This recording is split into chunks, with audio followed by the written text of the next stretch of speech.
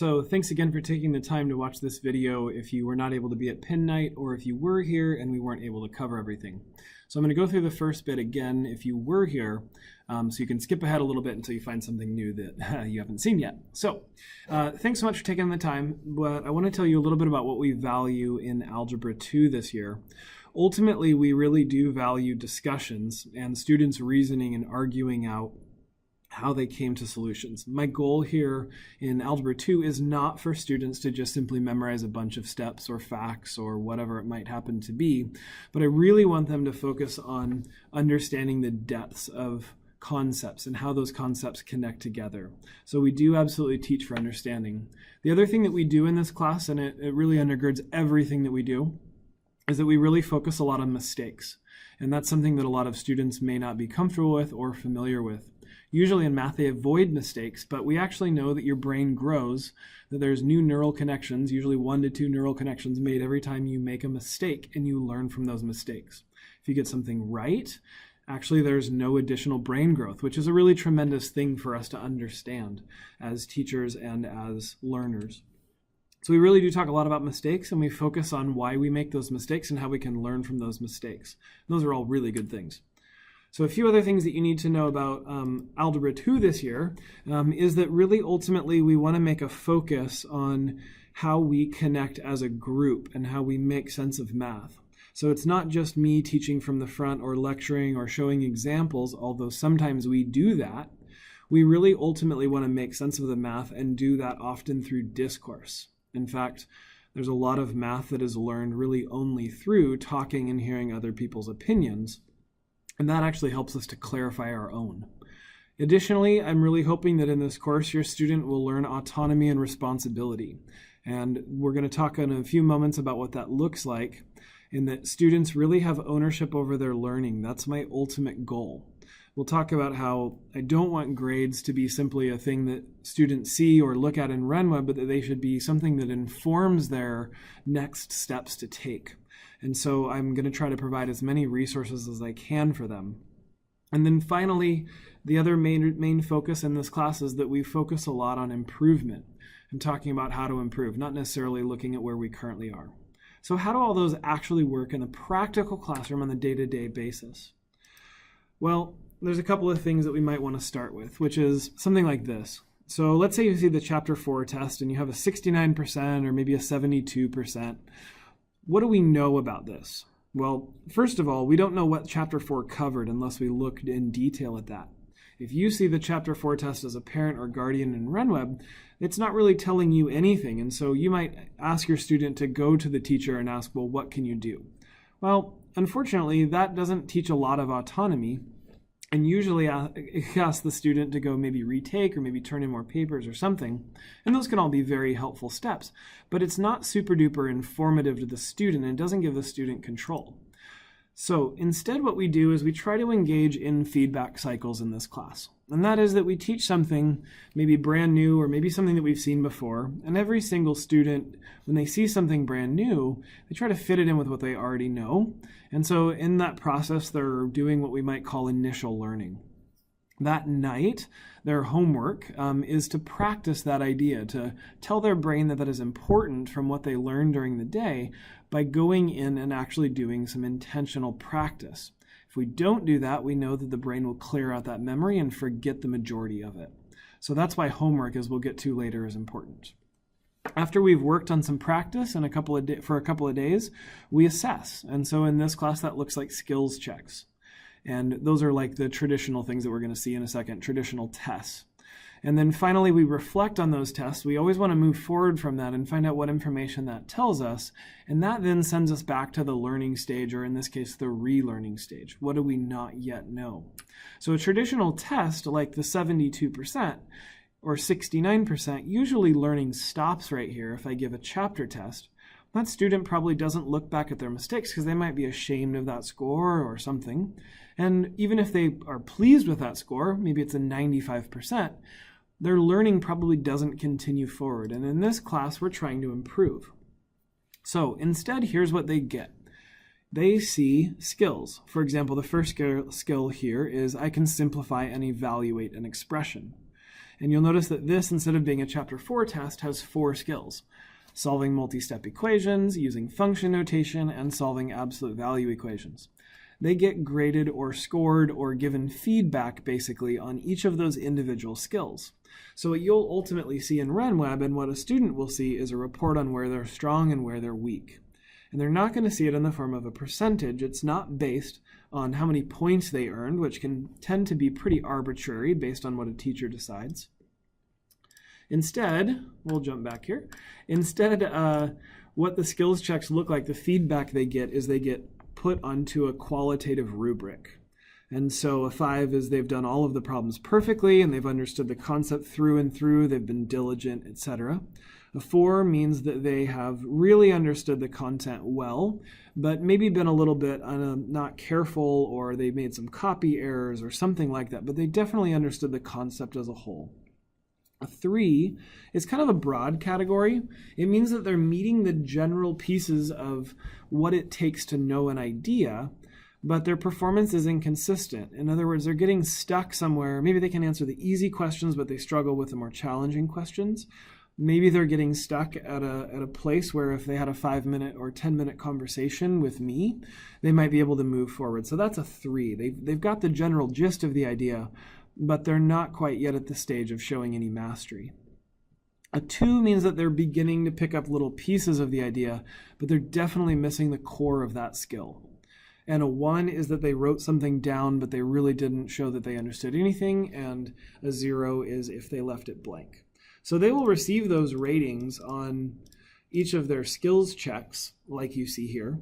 And that then should give them next steps to take. So when we talk about our feedback cycle, that's where we engage our reflections. So students will do corrections and stuff like that. And then ultimately they'll go back and they'll want to reassess. And I always assess a skill twice.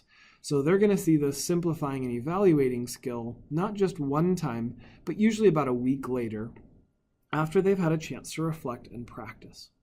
So where all of this comes from, the idea that it's just simply a test replacement and we're trying to give more focused feedback to students, I want to share with you what students say. Really, they think this system is pretty great all in all. There are a minority who don't like it because they say something like it takes up a lot of the grade or something like that. But their grade is mostly based on what they know and not how many papers they've turned in. These skills checks help me and them to see what they know. So for the most part, students really, really love this system. They actually have a lot of praise for it, and they've been shown to increase their confidence over time. So it comes from a lot of the work from Dr. Carol Dweck, who's down at Stanford, and really what we're trying to cultivate in students is the idea of this growth mindset, which is that they're not good or bad at math as though it's inborn in them as some trait. They just have a variety of experiences and confidence with math, and some have, strong abilities there. But ultimately, if students are able to work hard enough, then they will be able to learn really anything they want to, and that's what I'm really trying to get to. So I'll skip the rest of this just for the sake of time. But I think I've already kind of gone through this pretty clearly. Really, we're trying to focus on long-term learning. So that's why I'm reassessing over multiple periods of time. I want them to retain that information. I'm really trying to provide them more focused feedback. And ultimately, I'm trying to get them to see where they can improve if they want to take those steps. This is what you see in RenWeb. So they have a list of these skills, but you're going to see this under the skills category. And so you'll notice that you have simple skills like simplify and evaluate an expression. And that's the rating they're going to get on that 0 to 5 scale. So when you as a parent want to know what you can do to help them understand or help them to improve, this is your first step. Look there and see what the numbers tell you. Quick couple of other notes that you should know about this class. So first of all, I do give homework pretty much every night, roughly about 40 minutes for each night. And they get all of their homework delivered online from OneNote. So they can go to a website that I've given in class and they see their homework calendar. So it looks something, if I can find it here, it looks something like this. So they're going to notice that for each day, they have homework and they're also shown what it is that we're learning, the skill that we're working on, if you will. And these both are usually given in homework packets. So for example, function notation. If I click on that link, it will jump them out, not to the answers, but to the assignment that's in this particular packet. So usually the problems are roughly from 10 to 15 per night, usually not any more than that. And I expect that it will take probably about 40 minutes. The homework is purposeful. It's really meant to re-engage them with what we talked about during that class period. I really don't want homework to be something that is a big time consumer. So I do really want to respect the fact that they live busy lives, but also that we take a math course in half of a year, which 40 minutes a night is roughly 20 minutes on a normal schedule.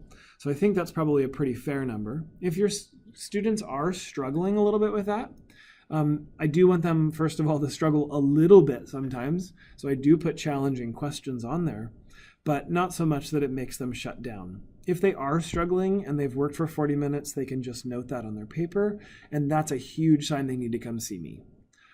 So we don't actually do really Q&A in class, and mostly that's because there's about a 5% student engagement when you take 15 minutes to do question and answer on homework assignments. And that's not productive for the majority of students. From time to time, if I sense that we have a need, we will do that, but usually they'll work in groups to talk through questions, or they'll be part of our warm-up, something like that. But really, I encourage them to come in and see me at lunch, that is right before class, if it's a third block class.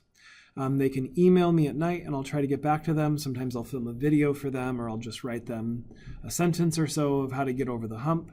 They can also come and see me after school. I'm after school here until about 4:15. The website for them, they already have this information, but it's at bit.ly/kingsalg2. You're welcome to check on that when you're trying to find out how they're doing. That's a really good thing. Again, the best times to come see me are here. If you have any questions, you can always email me. I'm happy to answer those questions. One other tiny piece is that we do take notes in their notebook. We used to do assignments in here, but this year I'm having them tear the assignments out and put them on a separate piece of paper, and then they're turning those in. The main reason for that is that I want to keep them accountable. So one other piece to know with homework is that while they do homework assignments, we usually will give them time to ask questions about it the next day in class, and I will collect them the following day, which allows them the opportunity to go home, make any changes that were needed, and then turn them back in.